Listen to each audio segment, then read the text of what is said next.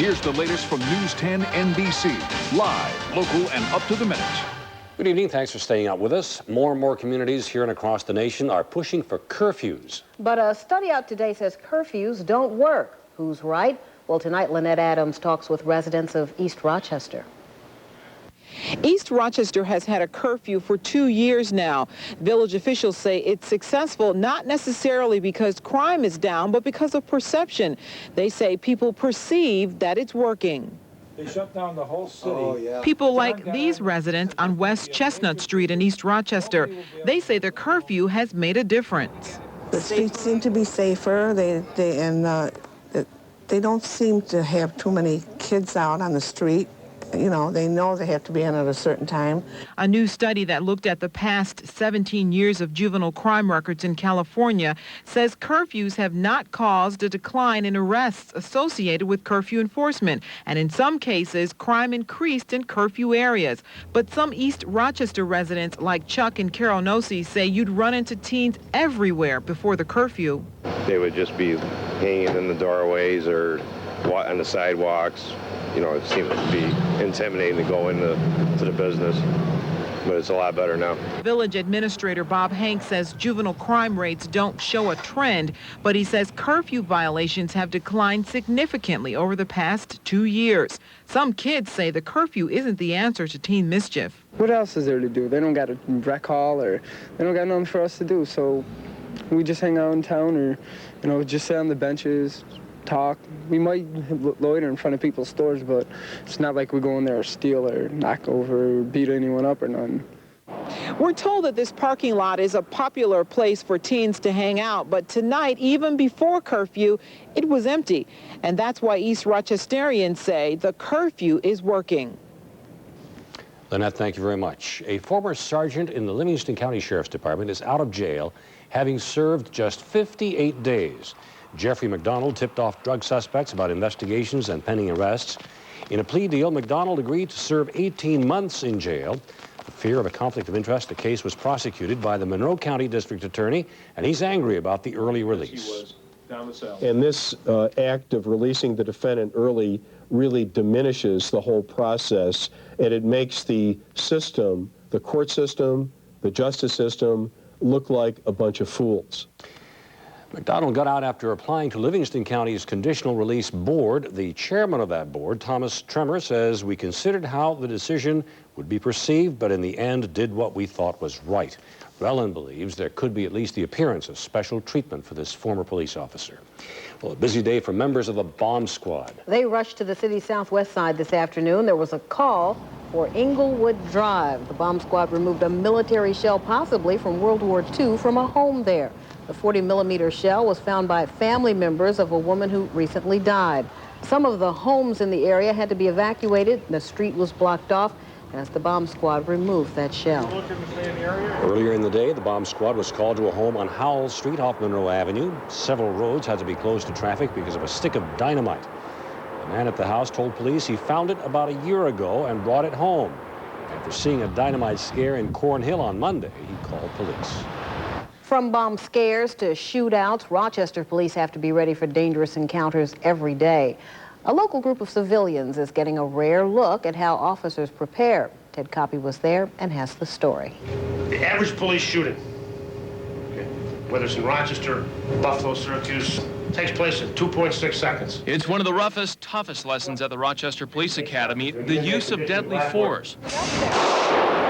Who's getting the lesson just might surprise you. Good push. People like Sheila Sedor, a retiree who wants to see how she measures up against Rochester's finest. Keep your chin up, bring your arms up. Sedor is one of 27 going through the Rochester Civilian Police Academy. What she's learned is respect for cops. I went on a couple of ride-alongs and different sections and really saw what they had to go through. And they don't have an easy job. The program started in Rochester 5 years ago. The concept is simple: to give everyday, ordinary citizens an idea of what it's like to be a police officer. In 12 weeks, they learn everything from how to keep your cool under stress to how to fire a gun and hit your target. Ever fired a gun before? Beautiful. There's even a simulator that puts these civilian recruits' judgment to the test. When to shoot or hold your fire. Left hand is your support hand. While Sheila Sedor may look like someone more interested in baking cookies than busting criminals, she says she's learned things here she couldn't learn anywhere else. And more people in Rochester should have this experience. Sergeant Bill Benwitz agrees. I think it certainly gives people a different perspective of what a police officer's job is from what they see on TV, which is not realistic at all. This is very real. A real eye-opener for a handful of Rochester civilians. Ted Koppe, News 10 NBC. Participants for the program are chosen by captains in the Rochester Police Department. The civilians receive about half of the training of a regular police recruit.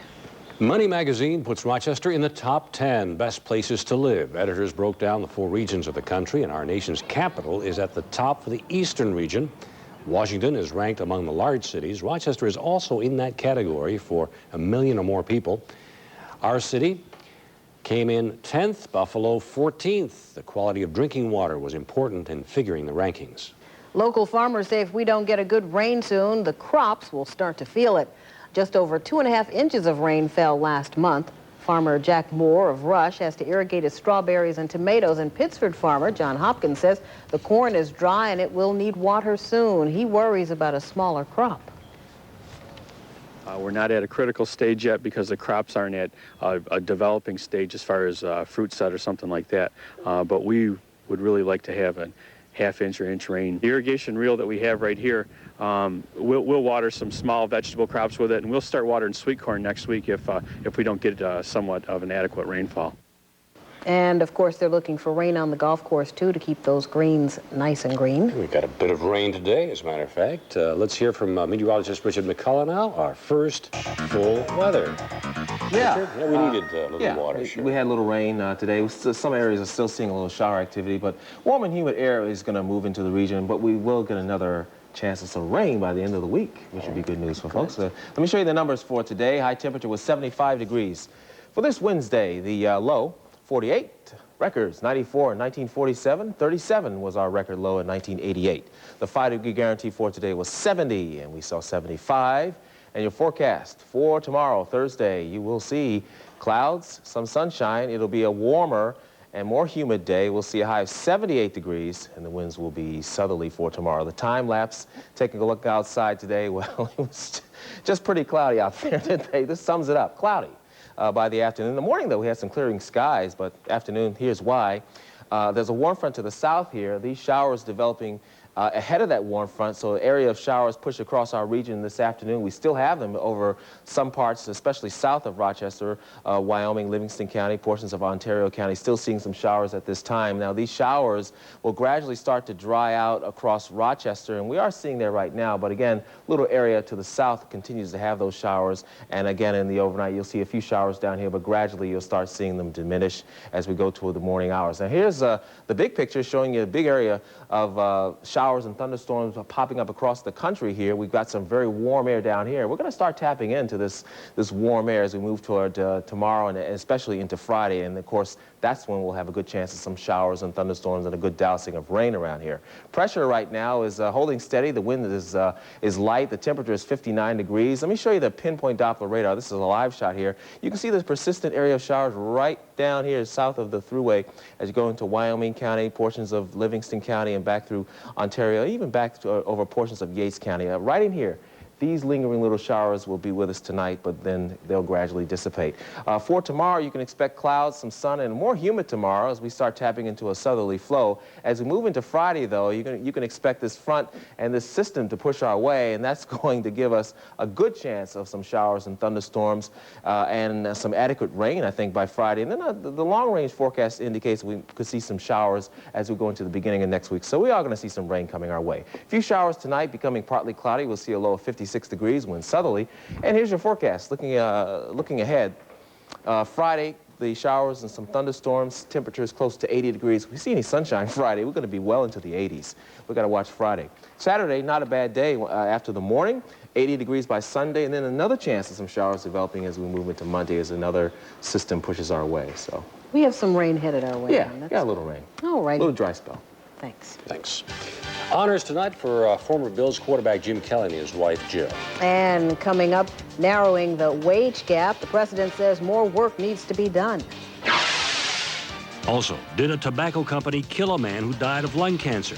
The verdict is in from a Florida jury. Plus, should women submit to their husbands? The nation's largest Protestant faith believes so.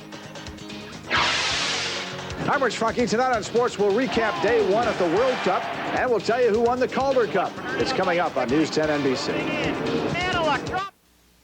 News 10 NBC is brought to you by Wegmans. Ready, set, grill. Get ready for a place not far from where you live that for much of the year remains virtually unexplored. It's your backyard. Why not get out and enjoy it? At Wegmans, we have everything for summer barbecue fun. From the grill and all the fresh, delicious food you cook on it to WPOP, even the bug spray. Get ready for this summer's hottest place for barbecue adventure. Ready, set, grill with Wegmans.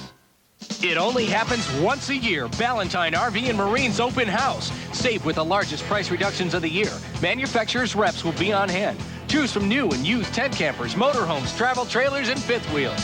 Plus fishing boats, pleasure boats, pontoon, and bass boats. All priced to move with special financing available. Ballantine has special hours for the open house. The best time to buy is now at Ballantine RV and Marine. Recreation is our business. Route 96 in Victor. The biggest sales event in Rochester history. Patrick announces the grand opening of the Factory Program Car Center. Patrick has over 500 new and used vehicles to choose from. Pontiacs, GMCs, Jeeps, up to $10,000 off. 200 used cars and trucks, all sale tag. And featuring 100 program cars, starting at just $9,900. This is big. The grand opening sale of the Factory Program Car Center ends Sunday. Patrick, next to Marketplace Mall.